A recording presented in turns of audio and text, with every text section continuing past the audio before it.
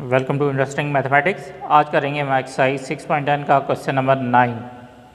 इसकी स्टेटमेंट है find n so that a raise to power N plus one plus B raise to power N plus one whole divide by a raise to power N plus B raise to power n may be harmonic mean between a and b. तो ये small N की हमने value find out करनी है इस तरह से कि ये एक्सप्रेशन जो है वो ए और बी के दरमियान हार्मोनिक मीन बन जाए। तो इसका सॉल्यूशन अब हार्मोनिक मीन का फार्मूला हमने किया हुआ था कि हार्मोनिक मीन हमारे पास है 2ab ओवर ए प्लस बी। तो इस हार्मोनिक मीन को हम इस क्वांटिटी के इस एक्सप्रेशन के बराबर रख देते हैं। तो ये हमारे पास आ जाएगा 2ab over A plus b is equal to a raise to the power N plus one plus B raise to the power N plus one all divide by a raise to the power N plus B raise to the power n. तो यहाँ से हम cross multiplication कर लेते हैं। ये denominator में इस साइड पे मल्टीप्लाई हो जाएगा, ये ए बी राइट साइड पे मल्टीप्लाई हो जाएगा। ये बन जाएगा हमारे पास 2ab into a raise to the power N plus B raise to the power n is equal to a plus b into a raise to the power N plus one plus B raise to the power N plus one. अब यहाँ से अब ये term by term multiply हो जाएगा। ये बन जाएगा हमारे पास 2a into a raise to the power n into B plus 2ab into b raise to the power N plus one. इस तरह से राइट साइड पे पहले a से मल्टीप्लाई कर लेते हैं दोनों टर्म्स को, a into a n plus one plus a into b raise to the power N plus one. अब b से मल्टीप्लाई करेंगे तो a raise to power N plus one into B plus b into raise to the power N plus one into B. अब जो इसमें power same है वो power multiplication की वजह से ऐड हो जाएंगी। तो ये आपके पास बन जाएगा 2a raise to the power n plus one into B plus 2ab raise to the power n plus one. इसमें भी अब बेस सेम है तो एक पावर n प्लस वन है, एक a की पावर वन है तो a raise to power n plus two हो जाएगा plus ab raise to the power n plus one plus A raise to the power N plus one into B plus ये B raise to the power N plus two हो जाएगा। तो यहाँ से हम A raise to power N plus one into B left side पे B आ रहा है और इसमें राइट साइड पे भी आ रहा है। तो हम यहाँ पे इनको माइनस कर लेते हैं, इनको लेफ़्ट साइड पर लेकर आएंगे तो ये हमारे पास हो जाएगा 2a raise to the power N plus one b plus 2ab raise to the power N plus one. ये अगर हम माइनस पर लेफ़्ट साइड पर इस क्वांटिटी को लेकर आ जाएंगे तो ये बन जाएगा A B raise to the power N plus one. इस तरह से minus A raise to the power N plus one into B. Right side पे हमारे पास रह जाएगा A raise to the power N plus two plus B raise to the power N plus to.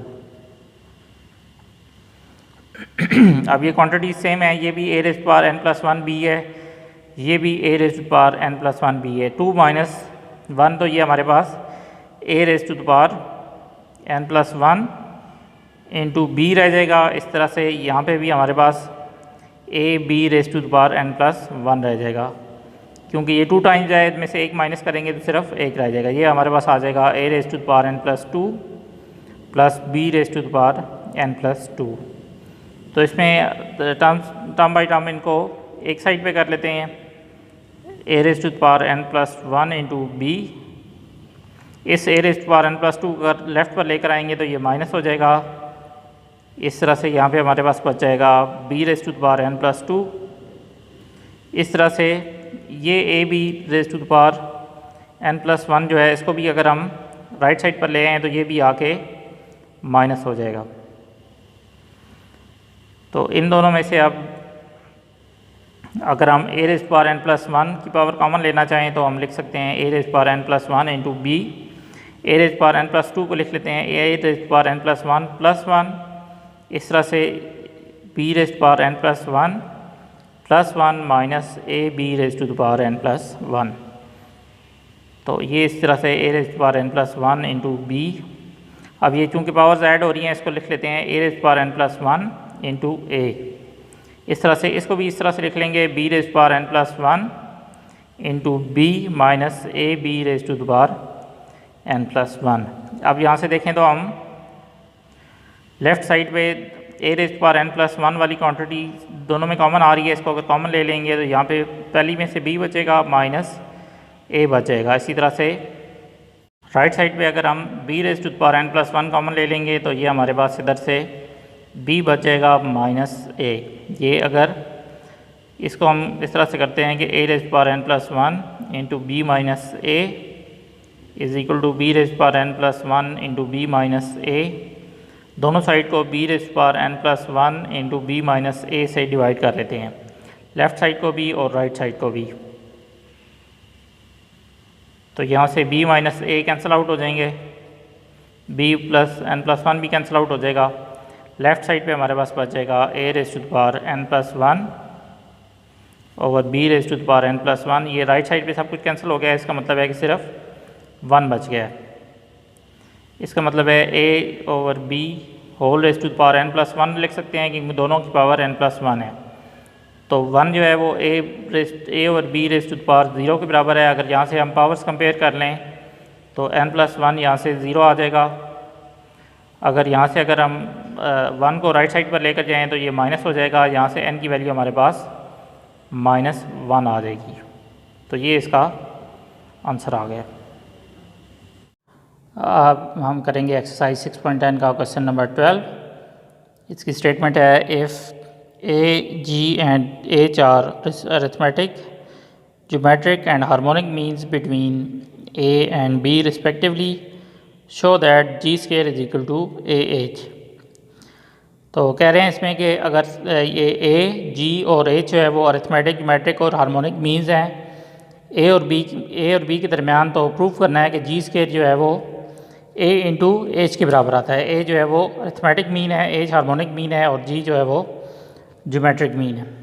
Arithmetic mean का हमारे पास formula आता है a plus B over two. तो ये कैपिटल A जो है वो a plus B over two के इक्वल आ गया। इस तरह से जो ज्योमेट्रिक मीन है वो हमारे पास है plus and minus under root a b. और इस तरह से हार्मोनिक मीन का जो हमने डिफ़ाइन की हुई है वो है 2ab over a plus B. तो G square is equal to A H हमने प्रूव करना है। तो अगर जी का हम स्केयर ले लें देन जी स्केयर हमारे पास आ जाएगा plus and minus A b under root whole square. ये प्लस एंड माइनस ख़त्म हो जाएंगे क्योंकि इसकी सिर्फ प्लस का सिंबल आ जाएगा और ये आ जाएगा ए बी अंडर रूट का स्केयर। ये स्केयर और अंडर रूट इसमें कैंसिल आउट हो जाएंगे। तो जी स्केयर की वैल्यू यहाँ से हमारे पास आ गई है ए बी। इसको हम इक्वेशन 1 कह देंगे। आल्सो ए एच हमारे पास आएगा, ए हमारे पास है A plus B over two.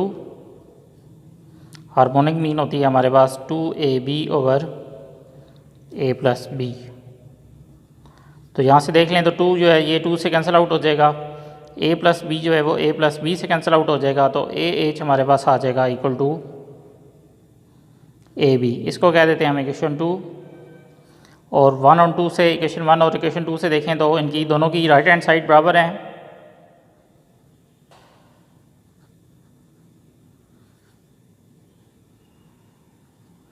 तो इसका मतलब है इनको अगर कंपेयर कर लें तो इनकी लेफ़्ट हैंड साइड भी आपस में बराबर आएंगी। लेफ़्ट हैंड साइड इक्वेशन 1 से आ रही है जी स्केयर और इक्वेशन 2 से आ रही है ए एच। तो ये हमारे पास ये रिज़ल्ट प्रूव हो गया।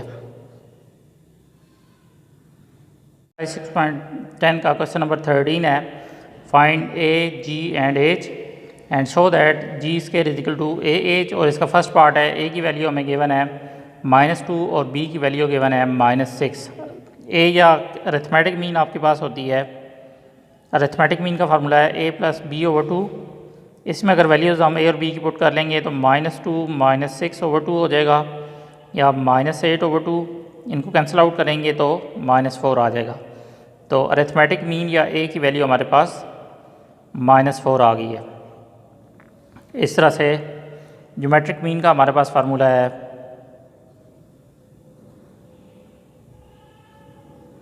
Plus and minus under root a B.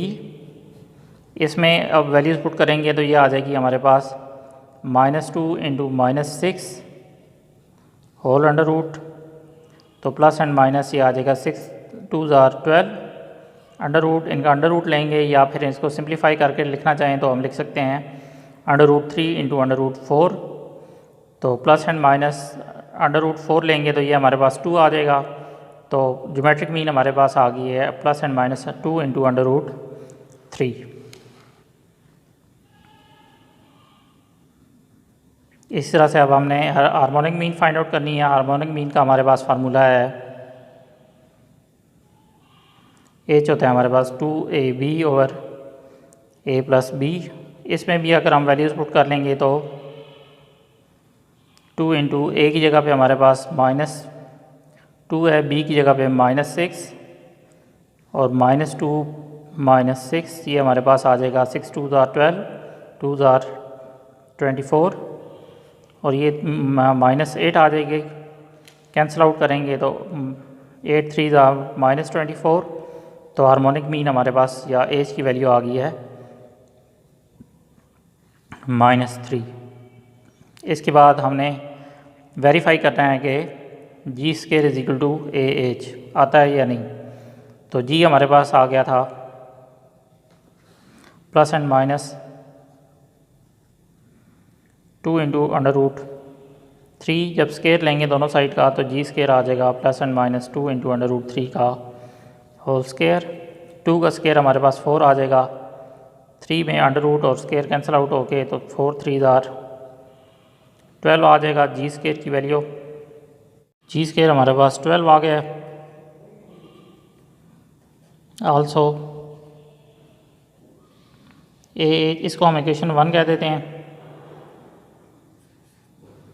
A into H हमारे पास अरिथमेटिक मीन आई थी हमारे पास -4 और हार्मोनिक मीन हमने फाइंड आउट की थी -3। तो 4 3 ज़ार 12 जो ए एच की वैल्यू भी 12 आ गई है। इसको इक्वेशन 2 कह देते हैं। From 1 and 2